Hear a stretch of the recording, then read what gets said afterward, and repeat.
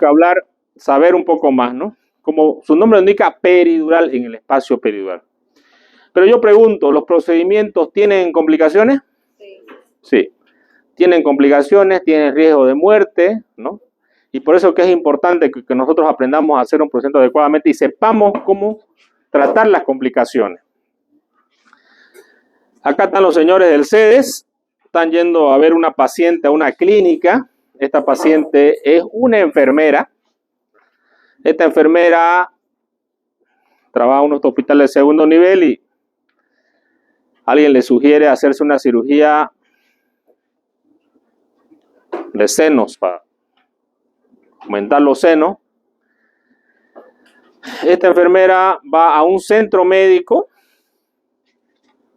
Aquí están llevando los del CEDES porque la paciente estaba en coma, ¿no? Después del procedimiento. Acá están los funcionarios del CEDES. Aquí esta doctora trabaja en el CEDES. No me acuerdo bien su apellido, pero yo cuando era residente, ella era interna en el hospital. Están dando las informaciones, ¿no? Aquí se va a ver un poco del centro. Ahí está el centro, ¿no? Medicina estética y láser. No dice clínica, ¿no es cierto? ¿O dice? Bueno. Entonces, en este centro de medicina estética y láser, iban a hacer unos implantes de prótesis mamarias. Y para esto, la anestesióloga iba a hacer una anestesia peridural a nivel torácico. Ustedes han de haber escuchado que en las cesáreas se hace comúnmente este procedimiento y la analgesia llega, ¿no?, generalmente hasta por encima del diafragma, pero cuando es torácico puede llegar un poquito más arriba. ¿Y cuál es la complicación más temida?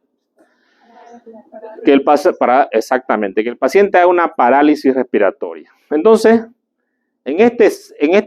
bueno, hubieron varios errores acá. Bueno, el primer error ha sido, bueno, que no era una clínica, ¿no?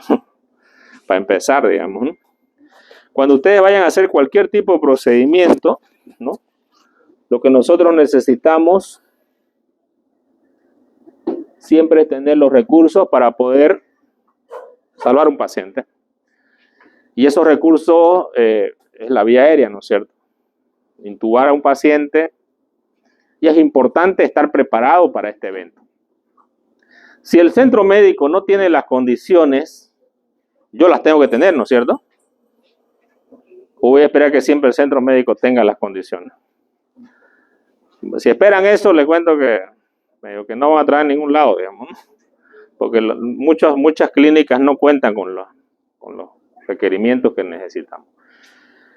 Segundo, esta doctora, la que operaba al paciente, ella era un médico general que se fue a Argentina y ahí la llama esteticismo, que son técnicas para hacer, ¿no?, colocar botox, ¿no?, que sí les dan un título, pero de ahí a ser cirujana plástica hay una gran distancia, digamos, ¿no? El cirujano plástico primero hace cirugía general, 3 años o 2 años en Brasil, y luego hace 3 años, 4 o 5 años de cirugía plástica. Entonces, esta doctora probablemente vio los procedimientos allá, ¿no?, y dijo, voy a hacerlo. Y le hizo la cirugía a la paciente. Probablemente haya hecho otras y le haya ido bien, probablemente, no lo sé. Pero en este caso, el anestesiólogo era una residente, no era una anestesióloga, porque un anestesiólogo iba a decir, ¿y usted es cirujano plástico? Le iba a preguntar, ¿no? Porque el anestesiólogo pues también se va a cuidar, ¿no? Esta doctora era una residente de 3er año de la Caja Nacional y jefa de residente. Como residente, yo tengo capacidades, ¿no? Yo cuando ya era E2, yo me creía que podía operar cualquier cosa de abdomen, digamos, ¿no? Así de creído era, digamos, ¿no? Pero jamás operé un paciente fuera del hospital donde yo me estaba formando, porque para mí eso es ser deshonesto, para empezar, y segundo, que no tengo el título, ¿no es cierto? Pero esta doctora fue y le hizo la anestesia al paciente, y cuando le hizo la anestesia, la paciente hizo un paro respiratorio. que obviamente la doctora sabía cómo intubar a un paciente porque un residente es una persona muy capaz, pero no tenía los materiales. ¿Qué hicieron? Era un domingo, en la mañana. Agarraron, y esto quedaba creo que por aquí, por la Mutualista, este centro, ¿no? Y se van a carrera, sacan a la paciente y se van a carrera hasta el hospital japonés, tercer anillo interno. Bueno, ¿cuánto demorarían? Pongámosle que en el mejor de los casos han demorado 20 minutos. La hipoxia se necesita 4 minutos nomás para que el paciente quede secuelado. Llegó al hospital japonés, en el hospital japonés rápidamente la intubaron, la reanimaron porque hizo un paro, pero fue asistido, salió del paro cardíaco, pero ya estaba con muerte cerebral. Como no había cama en terapia del hospital japonés, hablaron con los que lo trajeron, que fue la misma doctora, con la anestesióloga y con la supuesta cirujana, la pseudo cirujana, y lo llevaron a una clínica, ¿no? A la clínica Figueroa. La paciente quedó en coma, muerte cerebral, hicieron encefalograma, muerte cerebral. La paciente fallece 5 días después, ¿no? Aquí queda, es la enfermera que está intubada, no reaccionó nunca y lamentablemente muere. Entonces yo pregunto, ¿qué me lleva a mí a querer hacer procedimientos sin tener un entrenamiento adecuado? Puede ser el dinero. Sin embargo, supe que el caso terminó con unos $300,000 que tuvo que pagar la pseudo cirujana a la familia, porque ella tenía a su mamá. Y al final hicieron un arreglo personal con la familia y tuvieron que pagar 300,000. O sea, ni siquiera la plata, ¿no? Porque imagínense, $300,000, o sea, yo no lo voy a ganar operando en mucho tiempo, digamos, ¿no? ¿O sí? La familia se hizo comprar una casa que más o menos una evaluación entre 200 y $300,000 fue la evaluación para que no la metan presa a ella, ¿no? Entonces, ni siquiera la plata. Falleció la enfermera, a los 5 o 6 días falleció en la clínica, ¿no? Entonces, pasó en esta fecha, 28 de septiembre, hace un poco más de tiempo, creo que hace unos 5 años o 6 años. Sin embargo, todo el tiempo sucede en estos casos, ¿no? Yo creo que como médico es importante que cuando yo haga un procedimiento, ¿no? Y nunca hagan un procedimiento, y eso es una cosa básica en la vida, básica para toda su vida, acuérdense de mí, nunca hagan algo que no pueden resolver las complicaciones. Nunca. Si ustedes no saben cómo resolver las complicaciones, no se metan.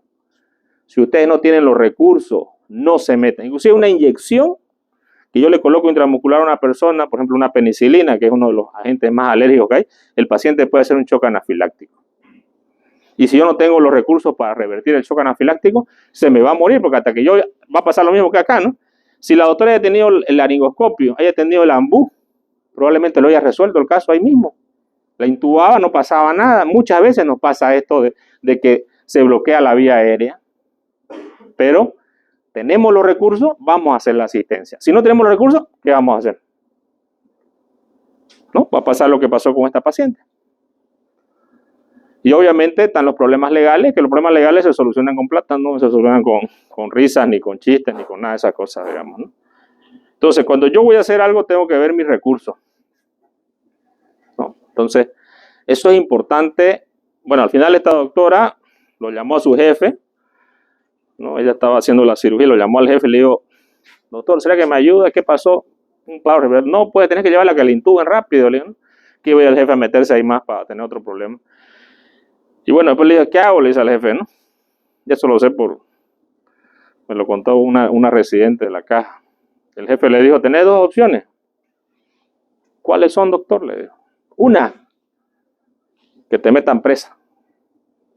Y la otra, suicidarte, le dijo. No. Ella tomó una tercera y escapó a Brasil. Creo que hasta el día de hoy no la encuentran. No sé si trabajará de médico en Brasil, no lo sé. Lamentablemente uno por un solo detalle, ¿no? Porque los pacientes que manejamos son detalles que no vimos. Son detalles que no apreciamos o que nos creímos que podíamos resolverlo, porque él ya ha hecho muchas anestesias. Y estoy seguro que no es la primera vez que le hace a un paciente paro respiratorio, pero estoy seguro que es la primera vez que no lo hizo en la caja y que no tenía los recursos para tratar a la paciente. Los pequeños detalles pueden llevar a la muerte del paciente. Para hacer la anestesia peridural nosotros usamos una aguja, ¿no? Que es una aguja muy importante, que la descubrió este famoso Edward Tuskey, ¿no? Nosotros antes usábamos agujas metálicas que las reesterilizábamos. Hoy día ya no usamos esas agujas. ¿Saben por qué no usamos esas agujas? Porque las agujas las lavaban con detergente y algunos pacientes, cuando se les volvía a hacer la anestesia, hacían lo que se llama una aracnoiditis. Que al paciente, después de unos meses de que le habían hecho una anestesia peridural, empezaba que no podía mover la pierna, que no podía mover la otra, y al final quedaban, como dicen comúnmente, tullidos, ¿no? O paralíticos. Entonces nosotros usamos solamente ahora agujas descartables, ¿no? Pero yo estuve en el tiempo donde usaban todavía estas agujas. Entonces esta aguja de Tuskey es la aguja para hacer anestesia peridural. Normalmente el nombre comercial que tenemos esta aguja en el comercio son las Pericam, ¿no? Pericam.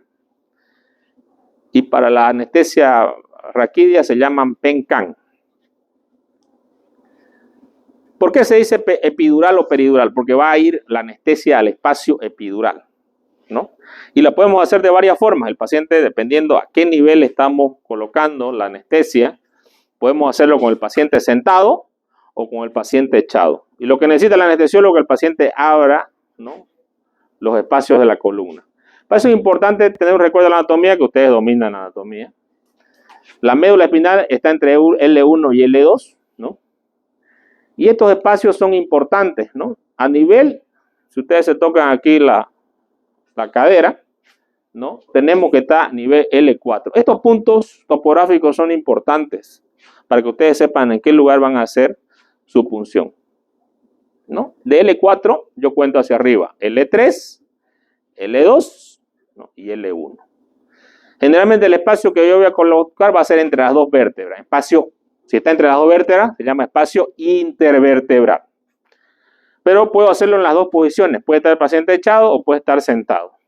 Yo en mi formación como residente hice anestesia, porque no teníamos un rote por anestesia. Y sí, la hice, no es difícil. Cualquiera de ustedes la podría aprender en menos de una semana si lo hacen consecutivamente. Sin embargo, tengo que saber también las complicaciones, ¿no es cierto? La dosis del medicamento que le voy a colocar al paciente es importante y también llegar bien al espacio. También se puede hacer de forma echada, pero eso va a depender de cuál técnica es la que yo estoy más habituado, ¿no? En el hospital japonés tenemos anestesiólogos que lo hacen, siempre lo hacen sentado al paciente, y otros que lo hacen echado, pero va a depender de la habilidad. Y la habilidad es lo mismo que nosotros hacemos ahorita la sutura. Ustedes cada vez van perfeccionando sus puntos a medida que van haciendo. Mientras más lo hagan, van a perfeccionar más. Y lo mismo es en cualquier habilidad dentro del campo de la medicina. Cualquiera. Si alguien le dice que no se puede, mentira. Todo se puede. Si un hombre pudo hacer algo, otro hombre lo puede hacer. Simplemente lo que necesita es entrenamiento y afinar la técnica. Es importante tener en cuenta que esta técnica se puede hacer en cualquier nivel de espacio, cervical, torácico, ¿no?, y lumbar. Más comúnmente se hace a nivel lumbar. Para esto tenemos que tener un recuerdo de cómo son las vértebras, simplemente por esta apófisis que se encuentra en la parte inferior, que es la apófisis espinosa, que en las apófisis vertebrales va a estar más hacia abajo. Y en los pacientes mayores nosotros vamos a tener los famosos picos del oro que van a aparecer en la parte posterior, ¿no? Y no nos van a dejar quizás maniobrar adecuadamente con la aguja o llegar al espacio epidural que queremos llegar. Por eso que es importante tenerlo en cuenta. Es importante también tener en cuenta que tenemos cierta vascularización en la columna y ciertas arterias que salen de la aorta directamente, ¿no?, como las famosas arterias radiculares Magnus, Adam, Kiewis, que no las podemos por si acaso lesionar.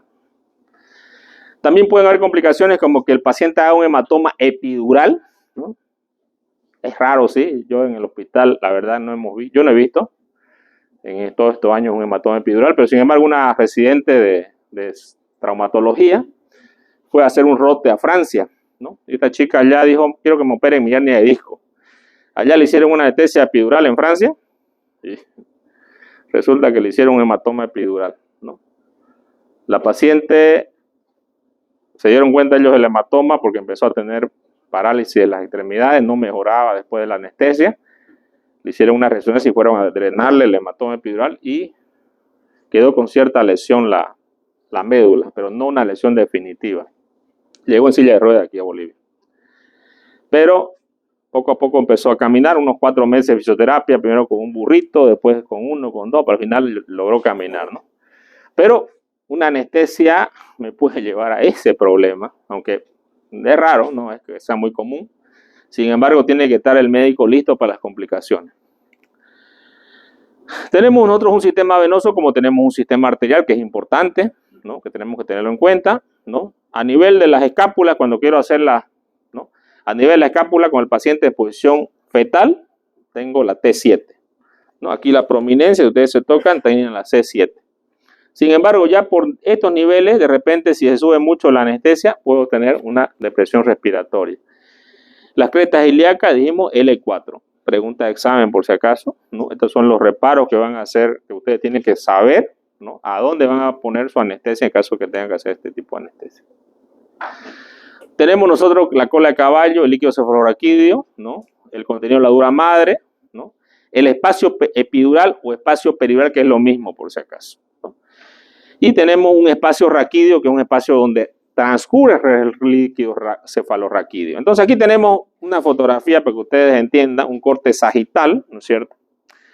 Atravesando los tejidos tenemos la piel celular subcutáneo, tenemos el ligamento interespinoso, esta es la apófisis espinosa, la otra apófisis espinosa, tenemos el ligamento supraespinoso, luego tenemos el líquido cefalorraquídeo, ¿no? Que está por la parte interna, como la ven acá, y esto que se ve acá es la médula. Nosotros podemos llegar hasta el espacio epidural, que es el espacio que está acá antes del espacio raquídeo, ¿no es cierto? Con mi agua yo tengo que entrar y llegar hasta este espacio. ¿Y cómo sé que estoy en el espacio? Pues hay una técnica. El espacio epidural está rodeado por canal medular. Es un espacio que no hay nada, ¿no? Es un espacio que no se encuentra nada. Entonces aquí tenemos la vértebra, ¿no? Y aquí el anestesiólogo va a entrar. Y para entrar, él siempre coloca el dedo así, ¿no? ¿Para qué? Para no meterse enteramente con la aguja, ¿no? Pues si yo me meto así, antes lo traspaso al paciente, ¿no? Sale la aguja por acá. Y yo tengo que avanzar milímetro a milímetro, ¿no? Sintiendo los tejidos que voy atravesando. ¿Cómo aprendo eso? Con la práctica. No hay forma de no aprenderlo más que practicando.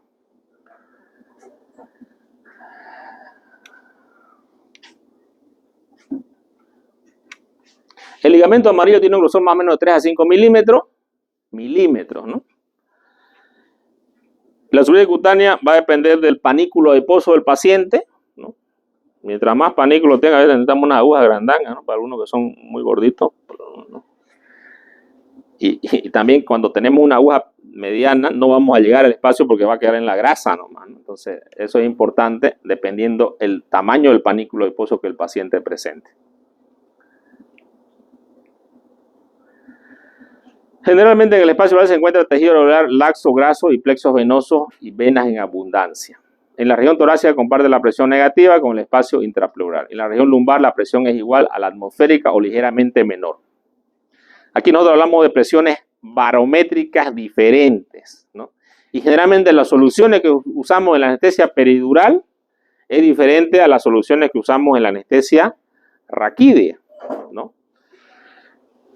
Y se llama hipovárico o hiperbárico, que va de acuerdo a las presiones, ¿no? Sí.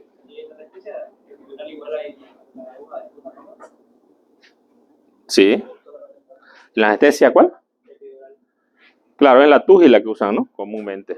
Pero hay otras también que pueden usar, pero los anestesiólogos generalmente usan la TUGI nomás, porque es la más segura para no lesionar el espacio raquídeo, pues se puede perforar. Hay varias, pero la que más usan ellos es esa, ¿no? Pero la TUGI descartable. Descartable. Ya no se usa o sea, al menos los protocolos ya no hacen que usemos nosotros agujas reutilizables, justamente por esas complicaciones que les comento. Usamos siempre descartable. ¿Para qué se indica este tipo de, qué tipo de cirugías se pueden hacer? En realidad se pueden hacer casi todas las cirugías, ¿no?, que ustedes puedan pensar, digamos, ¿no? Todo va a depender del nivel que yo voy a hacer, pero también esta analgesia epidural puede servir. Yo cuando le coloco un catéter al paciente, puedo hacer la famosa analgesia postoperatoria, que es la mejor analgesia, porque no estoy usando opiáceos por vía endovenosa, ni estoy usando antiinflamatorios por vía endovenosa, sino que le dejo un catéter epidural y por acá puedo anestesiarlo durante inclusive 48 horas, 72 horas al paciente. Los protocolos de anestesia postoperatoria, los mejores protocolos son con un catéter epidural, pero el paciente tiene que ser valorado solamente por el anestesiólogo y él tiene que colocar la analgesia en el postquirúrgico.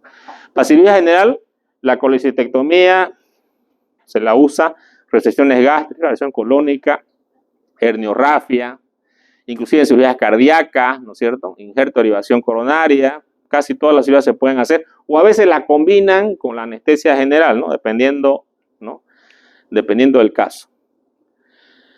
¿Cuáles son los materiales que nosotros usamos? Aquí está la punta TUGI de 17 y 18G o el catéter multiperforado 19 a 20G, que es el catéter que ya quedaría, ¿no?, dentro del espacio epidural. Jeringas de 5, 10 y 20 ml.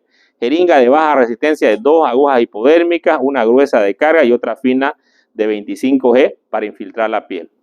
Gasas, esponjas estériles y un paño fenestrado. No, aquí tenemos el material que siempre yo, cuando voy a hacer cualquier tipo de procedimiento, estos procedimientos son completamente estériles, jóvenes. Entonces ustedes tienen que estar con barbijo, con gorra y en un ambiente estéril, que vendría a ser el quirófano, ¿no?, en el área blanca. Y aquí tenemos todo el equipo. Aquí está el catéter peridural, aquí está la aguja, ¿no? Aquí tiene una válvula, este es el catéter que queda dentro de la columna, y ya se le puede hacer la anestesia ese rato al paciente, y si se queda con el catéter, para su analgesia postoperatoria, ¿no es cierto? La técnica.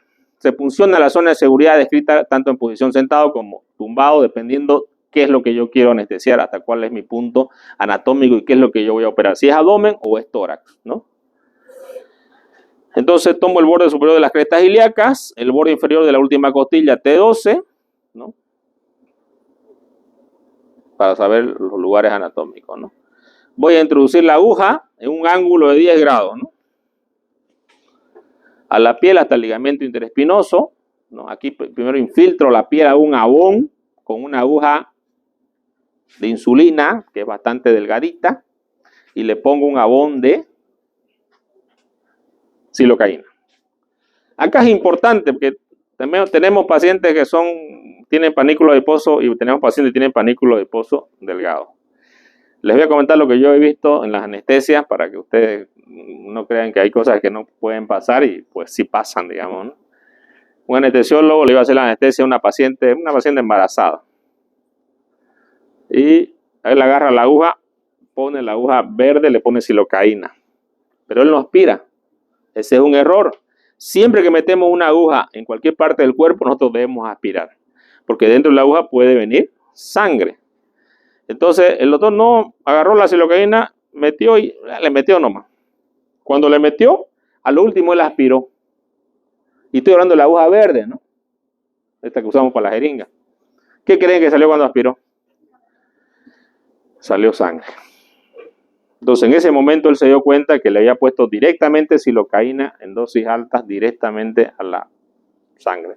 El paciente empezó a convulsionar, ¿no? Y tenemos que rápidamente asegurar la vía aérea para que el paciente pueda respirar. Entonces el médico no tenía ni su maletín en ese momento. Me acuerdo que estábamos en Cotoca. Se fue a carrera a traer a su auto el maletín. Hasta mientras yo con el otro cirujano sosteníamos a la paciente, ¿no?, y le poníamos oxígeno hasta que llegue el anestesiólogo para intubarla, pero tuvo que entrar y volver rápido, ¿no? Un error. No hubo problema porque la gente salió de las convulsiones, la intubamos y revirtió. Sin embargo, siempre debemos aspirar. Cuando nosotros nos saltamos el protocolo, el paso a seguir con los pacientes, los detalles que algunos dicen, no, son piñaterías, dicen, no, hay una palabra, no sé, que a mí no me gusta escucharla mucho, pero una vez lo he escuchado, solo he escuchado a los residentes, no, son piñaterías. Uno le dice sutura aquí, acá, allá, no, son piñaterías. Cuando se te complica, ¿no? Y si te muere un paciente, no son piñaterías, digamos, ¿no? Los detalles en cirugía y en cualquier procedimiento como este anestesiológico son importantes. Por no aspirar, le puso directamente la anestesia a la vena. Si él había aspirado, se da cuenta que no retrocedía y ponía. Por eso es importante aspirar. Una vez que entramos al espacio, primero con la anestesia local, ¿no? La silocaína para poder introducir la aguja que es más gruesa, ¿ya? Vamos a avanzar